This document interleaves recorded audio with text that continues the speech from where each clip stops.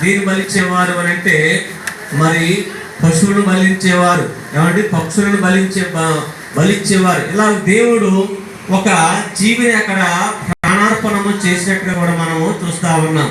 అంత మాత్రమే కాదు, ఆ స్థలంలో రాతి స్తంభం నిలిపి దాని మీద మరి మనము చూసినట్లయితే ఏం పోసినట్టు వాక్యం చదివిస్తా ఉన్నాం. ఒకసారి చూడండి.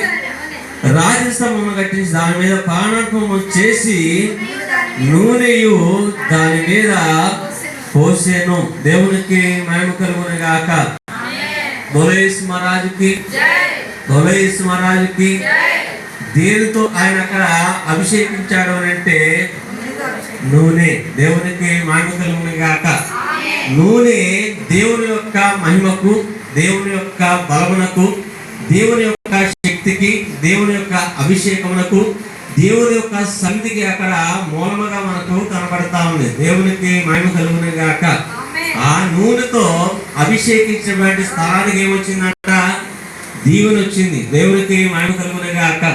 ఆ స్థలానికి ప్రత్యేకమైన గుర్తింపు వచ్చింది. ఆ స్థలం ఇప్పుడు ఈరోజు ప్రపంచం అంతా కూడా చుట్టుకుంటా ఉన్నారు. దేవునికి మహిమ కలుగును గాక.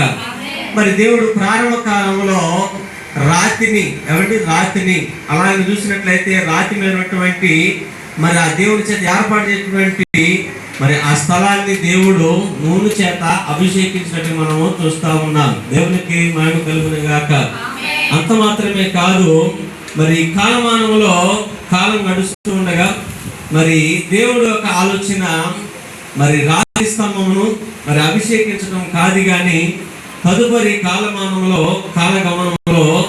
దేవుడు ఎన్నో మరి దేవునికి సంబంధించినటువంటి మరి వస్తువులు మనము జ్ఞాపకం చేసుకున్నట్లయితే దేవుని సన్నిధిలో కొన్ని ప్రత్యేకించినటువంటి వస్తువులు ఉండే. ఒకటి మందసము, రెండవది దీపవృక్షము, మూడవది బలిపీఠము, నాలుగవది గంగాళము, ఐదవది కరుణాపీఠము. దేవునికి మహిమ కలుగును గాక.